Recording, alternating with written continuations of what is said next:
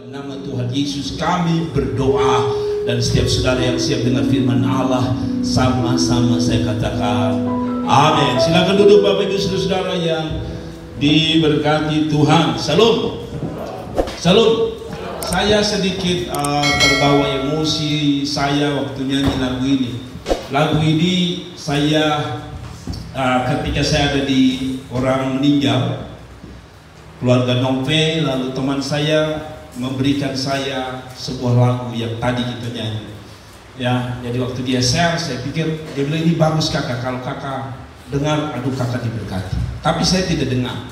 Saya hanya share langsung ke grup tim altar. Terima kasih kalian tim responi baik, dan saya diberkati. Tadi dia bilang ku mau tidur apa?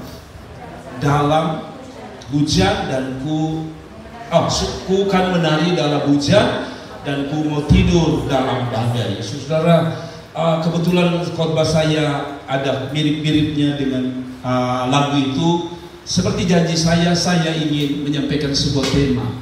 Berdoalah saat Anda dalam kondisi seperti ini. Saudara, saya mau sampaikan tema ini. Berdoalah saat Anda dalam kondisi seperti ini. Kondisi yang model apa yang kita harus kuat berdoa. Saudara, dalam semua situasi Anda harus berdoa. Mau senang, mau gembira, mau menangis, mau duka cita, Anda harus berdoa.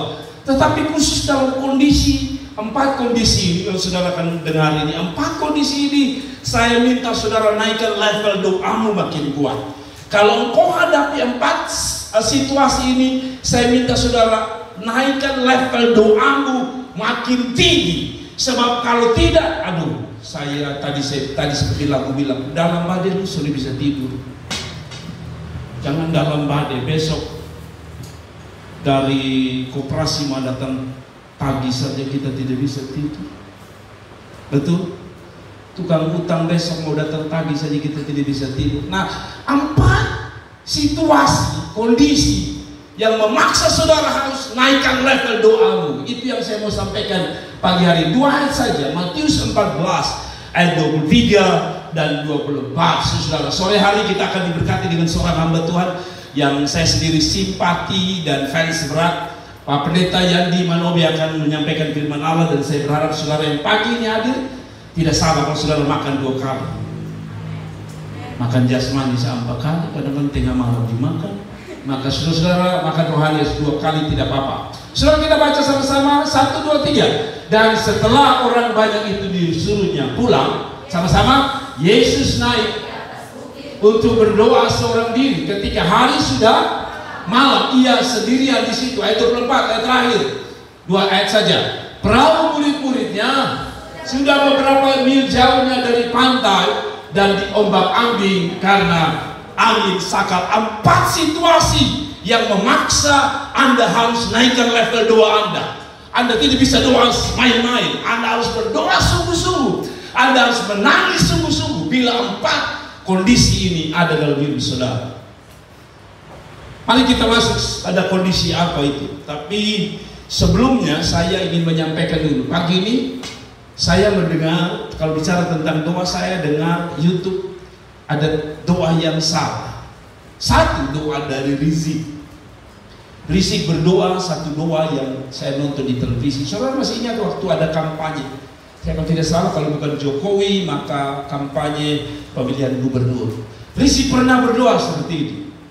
Tuhan, jangan sembuhkan sakit mereka. Berikanlah penyakit yang tidak ada obatnya. Kira-kira di Punggaya kalau berdoa begitu. Berikan kepada mereka yang penyakit yang tidak ada obatnya. Saudara, ternyata betul, COVID datang tidak ada obat. Hati-hati berdoa untuk orang yang tidak salah. Kalau saudara berdoa untuk orang yang tidak salah, hati-hati. Ada amin. Yang kedua, Neno Warisman berdoa. Tuhan, jawablah kami. Jika Engkau tidak menjawab kami, saya khawatir. Saya khawatir tidak ada lagi yang menyembah. Orang Islam masih banyak, masih menyembah Tuhan. Doa yang sama. Ada satu yang berdoa supaya kalau bisa Megawati dan Jokowi umur pendek. Semua orang pernah berdoa untuk Jokowi umur pendek. Tapi salah satunya adalah siapa itu? Ki Gede Pamungkas. Meramalkan Jokowi tidak lewat. Periode pertama pilih baru beberapa bulan mati, dia yang mati. Hati-hati dengan doa. Doa itu besar kuasanya. Yakobus mengatakan doa itu apa? Besar kuasanya. Kalau Anda berdoa dengan cara yang benar kepada orang yang benar, doamu terjadi. Tapi kalau saudara berdoa sudah dengan cara yang salah, ditujukan kepada orang yang salah, dia akan balik kepada saudara. Amin. Kalau saudara kutuk orang, kalau saudara belum mati, mampus lebih baik. Hati-hati. Kalau engkau tidak ada di dalam hidup yang benar, lalu saudara bilang mati mampus, saya takut saudara yang mati mampus. Mengerti? Hati-hati. Kalaupun ada orang yang saudara berdoa, ada orang ketakutan ketika orang bilang gini, beta berdoa, lu mati 7 turunan, kaki putus, leher putus semua. Saya mau bilang tenang, tidak ada doa kutuk yang akan jadi atas saudara kalau saudara hidup dalam kebenaran. Nah, saya tidak akan bahas itu. Tapi yang saya bahas adalah 4 situasi yang memaksa Anda harus kuat di dalam doa. Kita masuk poin pertama. Saudara-saudara, bicara tentang doa, doa itu penting karena merupakan nafas kehidupan orang Kristen. Kedua, karena Yesus saja berdoa. Ketiga, karena kitab Yakobus menyatakan doa orang benar besar penjelasannya. Menyadari kalau doa itu penting, maka marilah kita akan belajar tentang mengapa kita berdoa, harus berdoa khusus dalam situasi ini. Oke, lanjut saja. 1, saudara-saudara, ini kondisinya. 1 kondisinya seperti ini. Saat engkau merasa kesepian, tadi saya suka dengan kata Kayanti punya kata-kata sebelum kita dengar firman. Karena kita merasa sendiri. Nah, saya tidak tahu, tapi saya bersyukur kita connect luar biasa. Saat engkau merasa kesepian atau saat engkau terasa bergumul sendiri, saya tidak perlu tanya, minimal saya sudah dapat konfirmasi satu, Kayanti tadi. Kayanti merasa ada saat di mana kita merasa kesepian atau bergumul sendiri. Ayat 24, mari kita baca. Bukan ayat 24, ayat 23 maksud saya. Dan setelah orang banyak itu disuruhnya pulang, perhatikan baik-baik. Yesus naik ke atas bukit untuk apa? Untuk apa? Untuk berdoa. Kondisi apa dia berdoa? Yesus naik ke atas bukit untuk berdoa. Seorang diri. Lalu ketika hari sudah malam, ia sekali lagi kata ini muncul.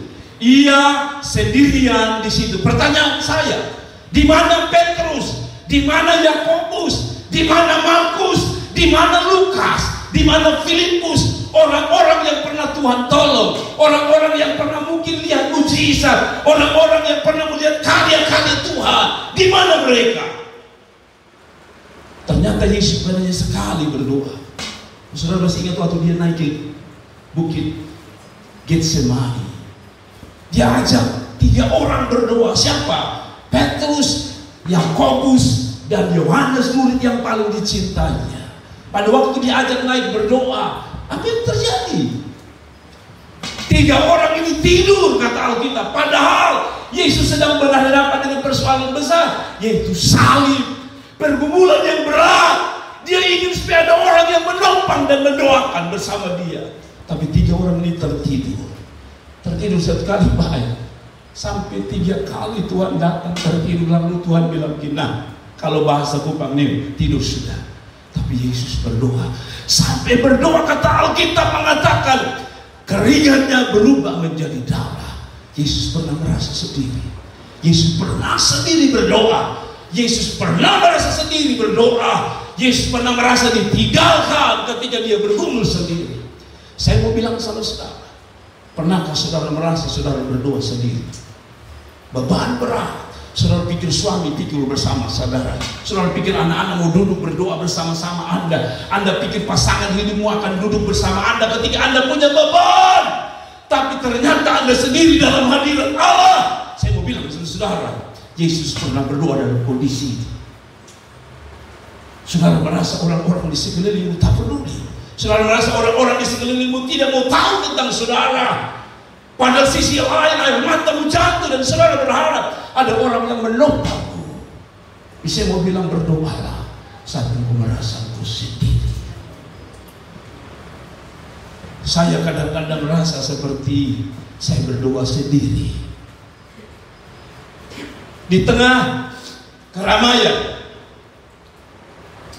di tengah hiruk pikuk manusia, kadang-kadang kita rasa sendiri. Betul? Sudah di tempat kerja orang banyak, ada di sekeliling banyak orang, tapi saudara rasa seperti hidup saya sendiri, bergumul sendiri, menghadapi sendiri, menggunakan kekuatan sendiri dan kemampuan sendiri. Jangan pernah menyerah. Waktu dalam kesendirian itulah Tuhan hadir. Saudara masih ingat apa yang diajarkan Bapa di surga? Dia bilang kalau kamu mau berdoa, rupanya kesendirian itulah adalah, dengar baik-baik, rupanya kesendirian itu adalah waktu terbaik Allah menjumpai. Dengar baik-baik, waktu engkau merasa sendiri, itu waktu terbaik Allah menjumpai. Yesus pernah bilang begini, jika engkau berdoa, masuklah ke kamarmu, kuncilah kamarmu, seolah dia berkata, biarkan hanya engkau dan Bapa yang tahu. Dalam kesendirian, sebenarnya Anda sedang menarik Tuhan datang berdiri di depan. Dalam kesendirian sebenarnya Allah lebih cepat rindu bergerak ke tempat engkau berdoa. Jadi waktu Anda sendiri, sebenarnya itu kesempatan Anda menarik Dia datang dalam hidup. Tidak ada kata habis. Saudaraku, saya ketika baca pagi ini, sebenarnya khotbah saya ini berombak. Dalam waktu 15 menit sebelum saya mandi, dirombak oleh Tuhan. Saya sudah siap khotbah yang akan saya sudah sampaikan kepada istri ini yang saya mau khotbah. Tapi dalam 15 menit tadi sebelum saya mandi, tiba-tiba Tuhan rubah khotbah ini jadi 4 poin ini. Saudaraku, saya sadar sebagai ibu rumah tangga, saya tahu ada waktu di mana saudara sadar uang tidak ada, anak-anak punya kebutuhan, suami dengan sikap yang salah terhadap saudara. Saya tahu itu sulit, Anda bergumul sendiri. Tapi dengar, Allah tidak membiarkan Anda bergumul sendiri. Karena pada akhirnya kita tahu dalam cerita ini, jam 3 Tuhan datang. Ada waktu engkau sendiri, tapi ada waktu Tuhan akan datang dalam hidup. Kasih tepuk tangan untuk Tuhan. Saudara-saudara, dalam kesendirian Yesus pernah berdoa. Jadi kalau saudara bilang begini, Bapak, kau betul suka bangun dong. Sudah ada yang mau bangun dong, tidur tambah lagi. Saya mau bilang sama saudara, Yesus pernah mengalami itu. Ada berdoa sendiri, bergumul sendiri, maka dengan banyak Anda sendiri akan menghadirkan Allah itu sendiri. Dengan baik, saya bikin sebuah statement. Berdoa sendiri, bergumul sendiri, Anda sendiri yang akan menghadirkan Allah itu sendiri. Sekali lagi, berdoa sendiri, bergumul sendiri, Anda sendiri akan menghadirkan Allah itu sendiri. Anda dengan Allah tidak butuh orang lain untuk tolong saudara. Cukup Anda dan Tuhan. Yesus berdoa kepada Bapanya waktu Dia sendiri. Anda harus berdoa waktu Anda boleh merasa sendiri. Yang kedua,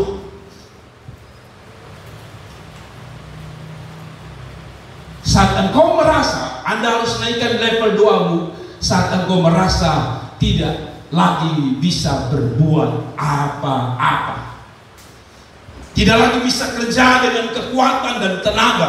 Sekali lagi, saat kondisi seperti ini, Anda harus naikkan level doamu. Saat engkau merasa tidak bisa lagi berbuat apa-apa dalam hidup saudara. Mari kita baca ayat yang ke-23. Masih dalam ayat 23 ada satu kata yang terlewati oleh kita. Dan setelah Yesus, orang banyak itu disuruhnya pulang, Yesus naik ke atas bukit untuk berdoa seorang diri. Perhatikan kata ini, ketika hari sudah malam.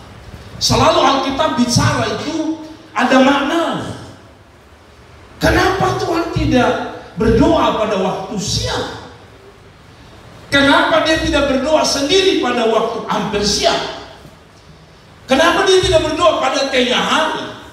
Saudara bandingkan dulu dengan Yohanes pasal 9 ayat 4 supaya saudara mengerti. Yohanes pasal 9 ayat 4. Mari kita baca. Kita harus mengerjakan apa? Pekerjaan Dia, pekerjaan Tuhan yang Bapa yang mengutus aku selama masih apa? Saudara harus perhatikan ini ya. Saudara lihat sini supaya saudara mengerti. Selama masih apa? Kenapa masih siang? Akan datang malam di mana tidak ada seorang pun yang dapat bekerja. Zaman dahulu bukankah seperti sekarang, hampir siang orang kerja, malam orang kerja. Zaman itu gelap.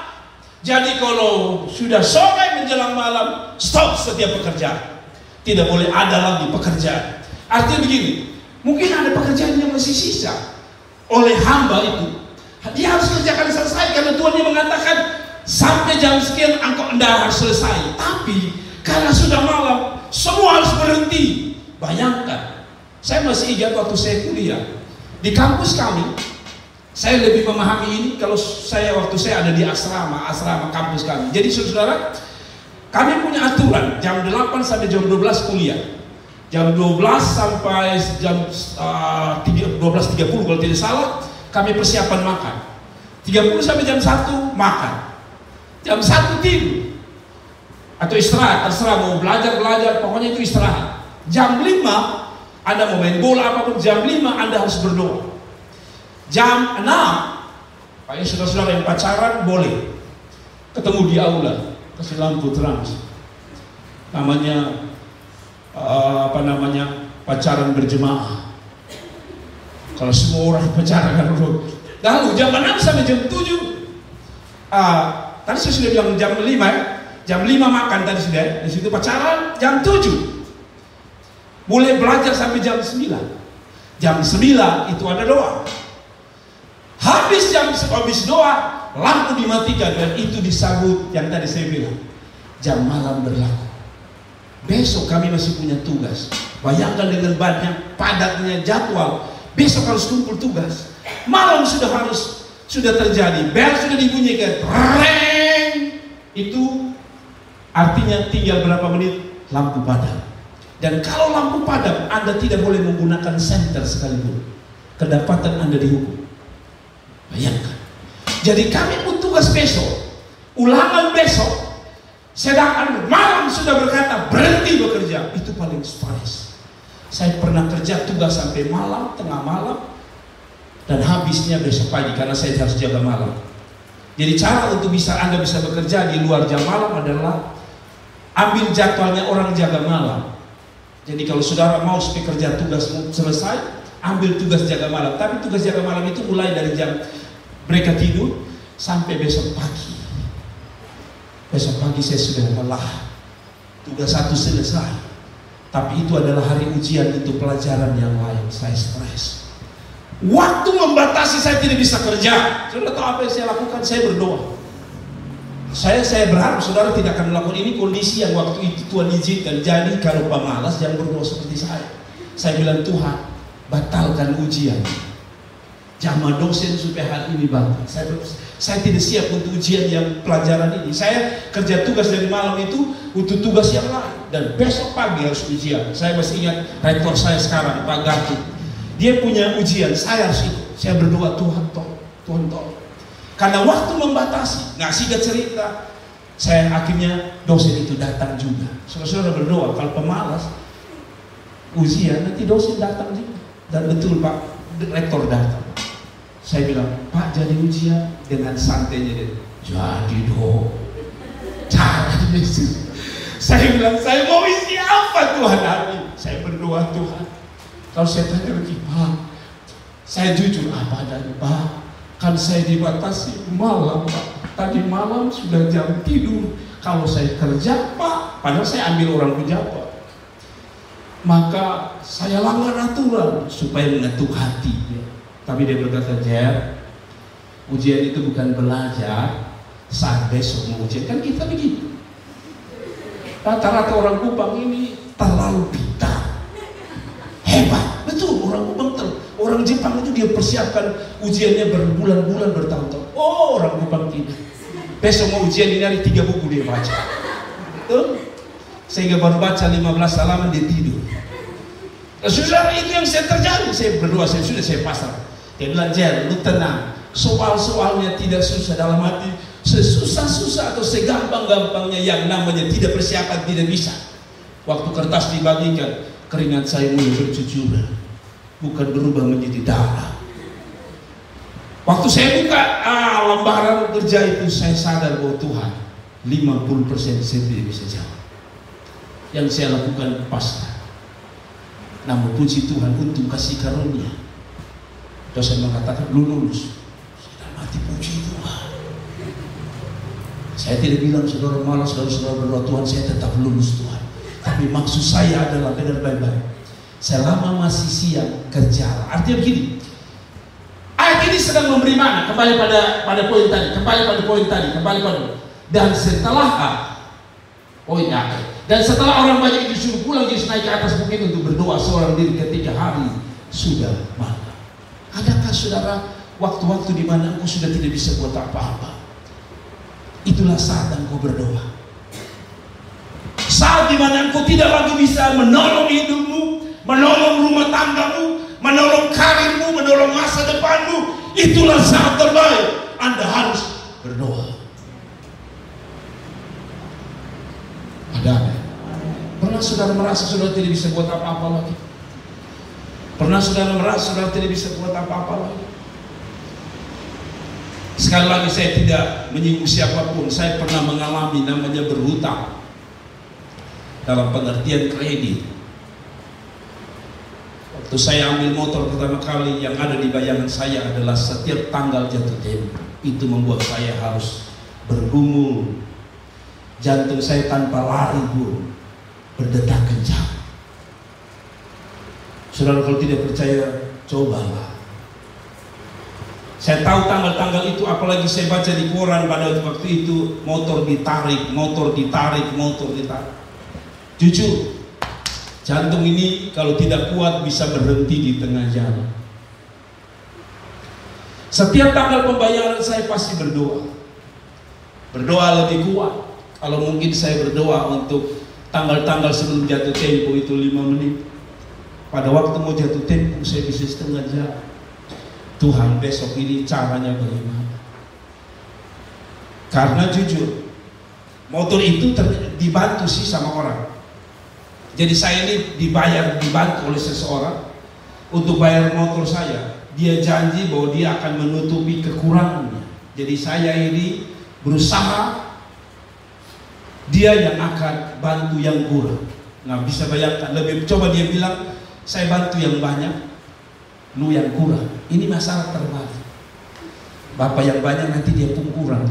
Nah kan saya tidak mungkin misalnya 550 lalu saya bilang Bapak saya hanya ada 25.000, kurangnya 525. Itu namanya lu tahu diri lagi. Jadi saya harus bergumul minimal, saya harus siapkan 300, itu otak saya. Dan saudara tahu, ada titik-titik di mana saya hanya punya 100.000 rupiah. Orang itu mengatakan berdoa banyak. Kalau saya dapat berkat banyak, ya Bapak juga bisa dapat berkat banyak. Tahun pertama saya bergumul cukup luar biasa. Karena kadang-kadang saya harus nombok 300. Naik saya berdoa makin kuat. Dia kasih 400. Tahun terakhir, tahun ketiga saya masih ingat.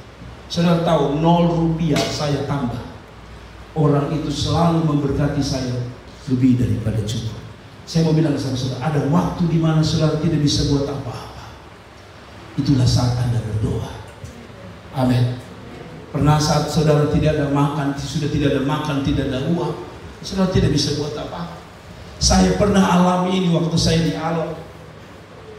Jemaat saya sampai hari ini mungkin tidak tahu. Kalau mereka lagi dengar jemaat saya di Alor, ini kesaksiannya. Ada waktu di mana istri saya menjadi saksi, kami tidak bisa buat apa-apa. Kenapa? Waktu itu, ya jujur, sekarang gereja di mana saya mengembalakan sudah ada banyak yang kerja, punya jabatan, punya mobil, punya uang, punya rumah. Ya Pak Jeffrey ada tahu.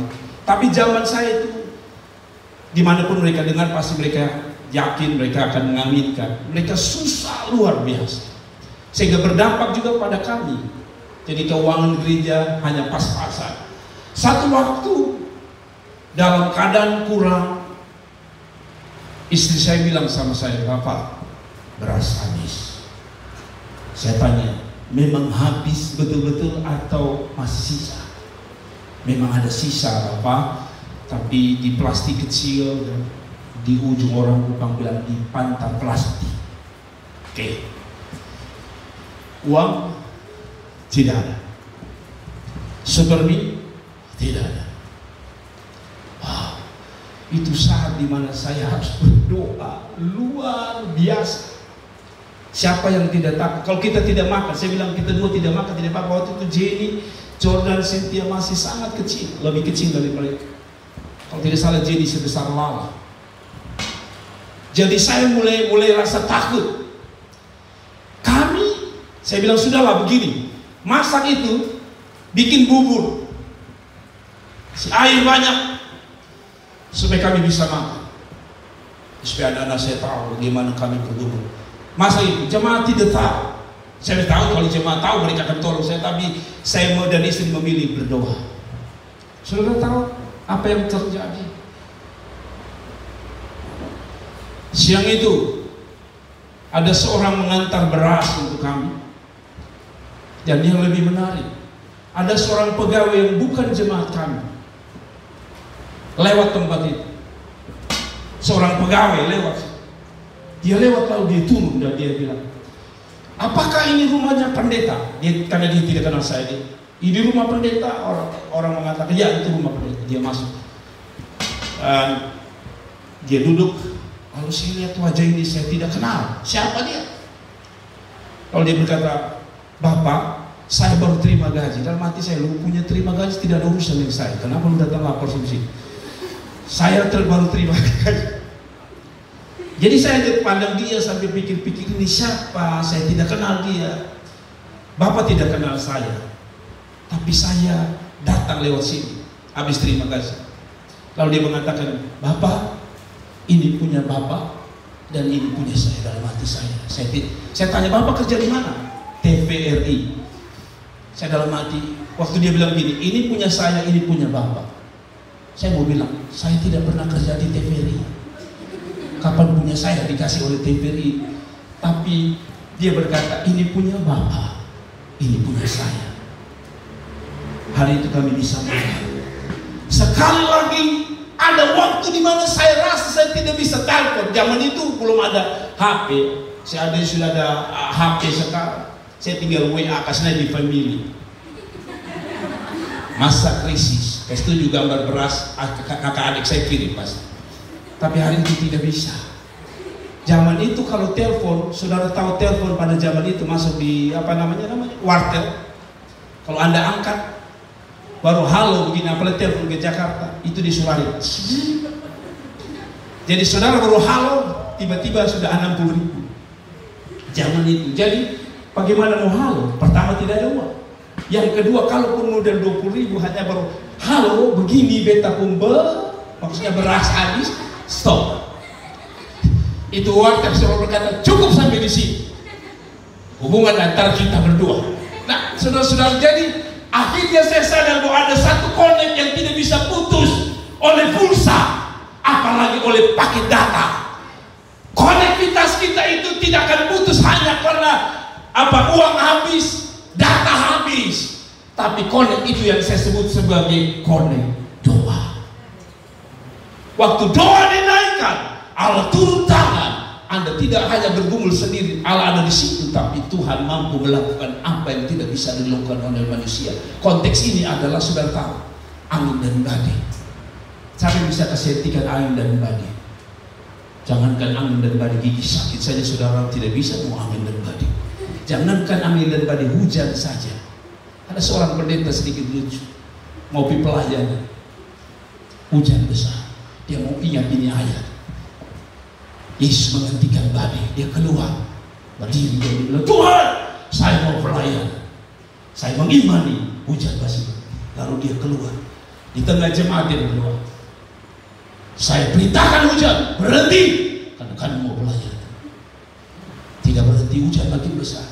Dia pikir, oh mungkin 2 kali. Kalau Yesus hanya sekali, saya akan manusia harus 3 kali. Hujan, badai, berhentilah. Tidak berhenti. Pada ketiga dia berkata, hujan berhentilah. Hujan makin besar. Lalu dia berkata, biarlah kehendakmu yang jadilah.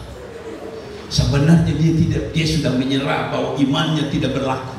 Tapi maksud saya adalah doa pada saat engkau tidak bisa berbuat apa-apa, doa masih bisa buat. Dengan baik, apa yang engkau tidak bisa buat, doa masih bisa buat bagi hidup saudara. Kalau saudara tidak percaya, tanyalah kepada saudara-saudara di samping, pernahkah engkau melakukan yang tidak bisa dilakukan oleh kekuatanmu, namun masih bisa dilakukan oleh doa. 3. Saya cepat supaya sore kita datang lagi. Ada amin. Saudara rugi kalau saudara sore tidak datang. Ini pendeta bagus sekali, saya suka khotbahnya. Nah, yang ketiga, kondisi apa kita harus berdoa? Saat engkau merasa jiwa dan rohmu lelah dan juga tidak tahu apa yang terjadi 1 menit di depan. Pernah saudara merasa Anda fisik kuat tapi jiwa saudara lelah, roh saudara lelah? Pernah? Kalau saudara pernah, bilang iya. Saya tanya serius. Kalau saudara pernah mengalami jiwa lelah, bilang Kalau tidak bisa bilang Coba kalau saudara tidak bisa ya begini saja. Tapi maksud saya adalah saat engkau merasa jiwa rohmu lelah dan juga jiwa kita lelah dan kita tidak tahu apa yang terjadi di depan kita, berdoalah. Ayat 24, saudara lihat ayat 24. Sekarang kita masuk ayat 24, kita semua tutup. 1 poin lagi itu selesai. Perahu murid-muridnya sudah apa? Beberapa mil jauhnya. Anda hati-hati. Saya mau tanya saudara, kalau perahu layar jalan itu tanpa persoalan, tanpa angin kencang dan juga layar tidak robek, kira-kira nelayan butuh tenaga banyak tidak? Tidak. Mengapa Anda menjawab tidak? Karena yang menggerakkan perahu adalah angin. Nelayan tidak perlu takut. Tapi masalahnya sekarang kemudinya patah, layarnya robek, tiang layarnya patah. Saya tanya saudara, butuh tenaga? Butuh. Bayangkan hari itu kalau tidak ada ibu-ibu itu itu layar jadi apa gitu. Ini laki-laki ini kalau dia jahit, kalau ibu-ibu itu dia tutup mata sambil dia. Saya ingat dulu oma-oma itu bikin rendang sambil cerita. Dulu waktu saya muda zaman Jepang, tapi dia pun tangan rendang terus. Coba laki-laki lu begitu. Lu habis rendang banangin tabuli lu penjara. Tapi dia begini jadi satu gambar bunga yang bagus, gambar Yesus dan sebagainya. Nah kembali pada firman Allah ini, sudah berapa mil jauhnya. Mereka tidak tahu apa yang terjadi. Saya pun terjemah begini, 1-2 menit di depan itu Anda tidak tahu. Siapa yang pernah tahu bahwa 1 menit di depan Anda tahu hidup saudara? Tidak ada. Saya baca di sebuah Facebook, ada seorang bapak atau satu keluarga yang mengatakan turut berduka karena telah berpulang ke rumah Bapa di surga nama si A atau si B. Lalu satu yang saya lihat tanggapannya begini, tadi malam kami masih cerita, besok pagi Sumati. Jadi kalau begitu hati-hati, yang cerita tadi malam hati-hati. No, bukan, maksud saya adalah kita tidak tahu apa yang terjadi besok. Jangan lu pikir lu ada tarik nafas enak-enak ini, lalu lu pikir lu besok lu bisa hidup. Jangan Bapak, kita tidak tahu besok apa yang terjadi. Ada apa? Karena kita tidak tahu besok apa yang terjadi, maka kita harus berdoa. Kenapa? Karena saya percaya orang yang kecapean jasmani kadang-kadang berdampak pada jiwa dan rohnya. Saudara yang baik, kadang-kadang capeknya jasmani kita itu bisa mempengaruhi roh dan jiwa kita. Anda tidak percaya? Saya kasih contoh paling gampang. Ini kan mereka ada angin, mereka sibuk urus sana, urus sini, urus sana, lelah. Nah lelah ini masih bisa dibantu dengan makan. Kalau mereka lelah, makan minum, mereka bisa kembali kerja, itu layak, betul ya. Tapi biasanya kadang-kadang capek fisik itu juga mengakibatkan capek dan lelahnya jiwa dan roh saudara. Bayangkan, dalam keadaan capek luar biasa, kalau sudah capek yang ada adalah frustrasi. Kok Yesus belum datang? Kok Yesus belum datang? Kok Yesus belum datang? Kita mulai bertanya dalam kelelahan fisik kita kerja sampai malam, tapi kita rasa sia-sia. Kita berusaha, jualan bisnis, tapi tidak laku. Lama-kelamaan mengganggu jiwa. Oh Tuhan, sepertinya Tuhan telah meninggalkan saya. Tapi yakinlah, pada saat itu adalah waktu yang terbaik untuk Anda berdoa. Sekali lagi, kita mulai berusaha dengan cara-cara kita, kekuatan kita, berlomba, mulai olah ini pikiran. Dan terakhir berujung pada lelahnya jiwa. Dan itulah saat yang terbaik, saya bilang. Untuk apa? Untuk berdoa. Dan yang terakhir, saya mau sampaikan pada poin terakhir kalau kita pulang. Maafkan saya tidak COVID. Yang terakhir, situasi yang membuat Anda harus berdoa adalah saat Anda merasa tak mampu menghadapi sebuah persoalan yang sangat besar, yang melampaui kekuatan. Kalau yang bisa kita kerjakan gampang, kita masih bisa putar ini otak, ya. Tapi yang melampaui itu susah. Kita baca dulu ayat 24 sebagai terakhir, lalu kita berdoa. Sebenarnya sudah tahu ayat ini. Perahu murid-murid sudah beberapa mil jauhnya dari pantai dan diombak-ambing oleh apa? Gelombang karena angin sakal. Angin sakal, sekali lagi saya tidak perlu jelaskan, ini angin yang berbahaya di Timur Tengah. Angin yang tidak bisa ditolong oleh siapapun kecuali Tuhan Allah. Karena itu dalam hidup kita tidak pernah ketemu angin sakal mungkin. Apalagi kalau saudara di kamar, saudara tidak ketemu angin sakal. Pernah saudara ketemu angin sakal? Waktu saudara tidur malam, kasih nyala AC, lalu saudara kata angin sakal datang tadi. Itu mimpi kan? Tapi ini angin sakal terjadi di mana? Di Danau Genesaret, ya kan? Saudara, terjadi gelombang yang besar dan murid-murid tidak bisa. Sekali lagi ada waktu di mana saudara bisa tolong diri saudara. Jadi ada waktu itu terjadi di luar kemampuan saudara. Sekali lagi cerita ya, saya tahu saudara pasti alami. Bersyukurlah kalau saudara punya istri kreatif. Sekali lagi saya cerita masa lalu saya waktu di Alor. Kami tidak ada punya apa-apa kecuali beras. Sekarang ada beras, lauknya tidak ada. Ada tepung sedikit. Nah, kalau saudara solusinya bikin apa? Masak tepung, goreng kue, makan dia nasi. Tidak cocok. Ya? Sudah ada, saya pikir, iya bagaimana mama ketemu sudah ada lauk hari ini. Itis istri saya, sudah tahu di depan kami itu ada bayam hutan. Di Alor itu ada bayam hutan. Ya seringnya ada bayam hutan ya. Sudah tahu bayam hutan? Kalau tidak tahu pergilah ke hutan, kalau bayam hutan. Jadi bayam hutan itu, istri saya lihat kalau dibilang tenang, Bapak. Diambil bayamnya, daunnya dipotong, ditaruh di atas tepung. Saudara tahu, dia goreng jadi kerupuk. Saya bilang, Mama, kita buka warung saja. Kerupuk rasa bayam. Pak saya pikir ada waktu di mana solusi kita bisa kerjakan dengan mudah, betul? Ada waktu saudara berpikir, oh ini gampang, ini nanti beta bikin begini, beta bikin, pasti bisa selesai, betul? Dan betul selesai. Tapi ada waktu di mana saudara sudah bikin A, bikin B, bikin C, bikin Z, semua. Tapi saudara tidak ada hasilnya. Pernah saudara alami itu? Sudah coba, tidak ada hasil. Di luar kemampuan saudara. Pada saat itu bukan frustrasi yang harus Anda taruh di pikiran saudara. Bukan perasaan tak berpengharapan, tapi justru dalam hal ini Anda harus lebih berpengharapan di dalam doa. Sebab tadi saya bilang doa mampu melakukan apa yang tidak bisa kita lakukan. Ada apa? Ada waktu di mana semua di luar akal saudara. Siapa saja tokoh yang pernah mengalami persoalan besar di luar kemampuannya? Daud. Saudara masih ingat Daud hadapi Goliat.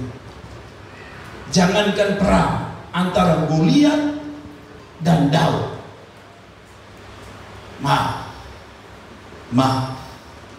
Maafkan saya sekali lagi. Itu bagaikan Bapak Raja berkelahi dengan Willy. Sudah tahu siapa yang menang, Tapi kok Daud berani yakinnya bilang, lu datang dipotong lu pun kepala. Kira-kira begitu. Daud berani dari mana? Dari doa. Daud bilang begini, engkau mendatangi aku dengan lembing dan tobat. Aku datang dengan nama Tuhan. Aku datang dengan seruan kepada nama Tuhan.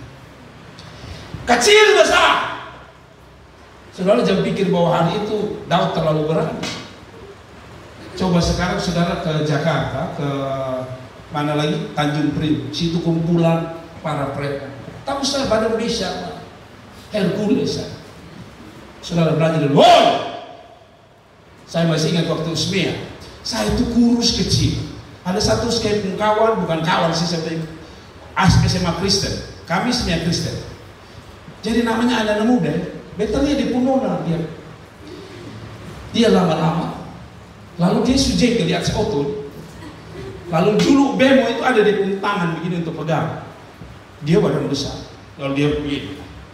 Dia begini seolah-olah sudah jengkel saja tidak bisa dia kasih dia punya ketiak ke saya. Saya juga jengkel, saya dalam hati saya dia tamu. Saudara tahu dia kemarin dia ramas ini tiap makin keras ini. Seolah-olah mengatakan cukup sudah. Beta kurus, beta pikir lu nakal apa juga. Saya coba-coba mau latih mental saya. Tiba-tiba dia berkata gini, wah, lu mau coba-coba. Saudara tahu saya pun nyali yang tadi naik, bilang susu. Muka kici bodoh memang. Karena dia bisa sekali. Saya pikir ini kalau dia piting saya, tidak sepuluh piting saya begini, selesai hidup saya.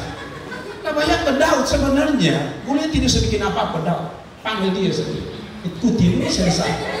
Betul? Tapi sekali lagi Daud dalam keadaan tak terbatas itu. Dia tahu ada Allah yang tak terbatas. Dan dia memanggil nama Tuhan. Ibu-ibu, bapak-bapak, ada waktu di mana waktumu, aku rasa semua sudah terbatas. Di luar akalmu dan di luar kemampuanmu, berdoa. Ada bapak ini dengan suami ini kepala sakit. Saya bisa lah bapak, saya bisa lah. Oh, saya bisa. Lu pernah kasih dia kopi? Wah, kan begitu. Saya pernah dengar pendeta bilang kalau laki kepala batu dia datang nyanyilah seperti kata pendeta Jerry Adularu. Pas bernyanyi dia verunggu tambah bapak. Kalau saudara berkata, oh ada pendeta punya kesaksian kalau mau sambut supaya suami baik, bangun pagi bilang salam, lalu kasih minum dia kopi, dia marah pun kasih kopi. Kalau saudara besok pagi saudara bikin kopi, salam, dia hanya ya salam. Bapak mau minum suara, ya taruh situ. Lalu habis dia minum, dia bilang saya minum. Lalu ternyata saudara karena terlalu ikut pendeta, membayangkan bikin kopi sampai lupa ada satu langkah terakhir, taruh gula. Apapun yang Anda lakukan bisa, tapi di luar kemampuan Tuhan tidak ada yang bisa. Sekali lagi saya gunakan orang Brimob yang pernah kasih kesaksian. Suami istrinya orang Ambon, maaf. Istrinya orang Ambon, suaminya orang Rote Brimob. Jadi dalam keadaan nakal-nakalnya sang Brimob, istrinya berdoa, menyembah. Dia tahu bahwa ada kuasa di dalam doa. Setiap kali suaminya pulang, dia lagi berdoa, menyembah Tuhan. Sudah tahu suaminya bilang sama dia, woi, lu mau berdoa panggil malaikat sekalipun, saya tidak berubah. Bayangkan. Pernah saudara begitu? Berdoa, tapi orang bilang, lu berdoa juga malaikat itu saya. Tapi ibu ini berdoa, ibu orang Ambon ini berdoa, berdoa dan berdoa. Setiap kali dia pulang berdoa dan berdoa. Satu waktu dia bilang, istrinya sudah pada titik sudah tidak bisa, sudah berdoa. Saya pernah bilang percuma Pak Pendeta, berdoa percuma, tidak bisa rubah dia. Saya mau bilang jangan, tidak ada yang percuma. Nah singkat cerita dia berdoa satu malam, seperti biasa dia tetap berdoa, dan tetap menyembah Tuhan. Saya tahu suaminya pulang dari dinas dalam keadaan mabuk. Kalau orang mabuk tidak sadar. Tapi menurut dia hari itu dia sadar. Waktu istrinya menyembah dan berdoa, saudara hadirat Tuhan turun ke atas. Dia menangis di tempat tidurnya. Istrinya nyembah Tuhan nangis, dia menangis itu. Tapi dia malu. Besok pagi dia bangun, dia menangis lagi. Lalu dia pikir, ini apa ini? Minggu depan dia coba lagi, dia pikir, mungkin itu perasaan saya, suami. Minggu depan dia melakukan sama, dia pulang dalam keadaan malu. Lalu dia nangis lagi. Waktu istrinya lagi berdoa. Lalu dia pikir begini, besok pagi saya mau ajak istri saya ke gereja. Saya berharap nanti 2 minggu depan atau sebelum kita tutup, saya bisa undang dia untuk khotbah di kaum muda, untuk tutup ibadah kaum muda di tahun ini. Nah, tapi singkat cerita begini, akhirnya minggu depan dia datang dan istrinya masih berdoa, dia nangis. Lalu dia bilang dalam hati, besok saya mau ajak istri. Lalu pagi-pagi dia mandi, dia setrika bajunya, dia mandi. Istrinya bangun pagi berdoa, dia mandi. Dan dalam keadaan dia mandi, hadirat Tuhan sekali lagi turun atas. Dia nangis, dia siram supaya kalau bisa istrinya tidak tahu. Dia siram, supaya istrinya tidak bisa lihat wajahnya. Tapi sekali lagi, oleh kuasa doa tidak ada yang bisa tahan. Dia nangis dan dia nangis. Lalu dia tanpa sadar dia bilang ke istri, dia lap wajahnya, dia lap air matanya, lalu dia ketemu istri, kita gereja. Waktu dia ngomong kita gereja, sebenarnya hatinya sudah hancur, tapi dia tahan. Dia pikir, saya laki-laki, primo, saya tidak boleh menangis. Tapi saya mau bilang sekali lagi, kalau doa sudah sentuh orang, tidak ada yang tahan. Dan ketika dia sampai di depan gereja, saudara tahu air matanya tak terbendung lagi. Selesai hambanya menyampaikan firman Allah, makin deras. Dan akhirnya dia panggil istrinya, dia bilang, mari, hari ini saya sadar Tuhan menjumpai saya. Dari mana Tuhan bisa mengubah yang sudah frustrasinya seorang istri berdoa, atau seorang istri menghadapi seorang suami model begitu? Dari hanya satu, berdoa. Hanya doa yang mampu mengubah situasi hidup. Tuhan memberkati kita sekalian. Mari kita tunduk kepala dan kita berdoa. Berdoalah dalam situasi ini. Berdoa saat engkau sendiri. Berdoa saat badai yang engkau hadapi terlalu besar di luar kemampuan. Berdoalah saat malam, saat engkau tidak bisa buat apa-apa lagi. Berdoalah saat engkau merasa hidup ini sudah gelap dan tidak ada solusi dan jalan keluar. Kita bangkit berdiri dan kita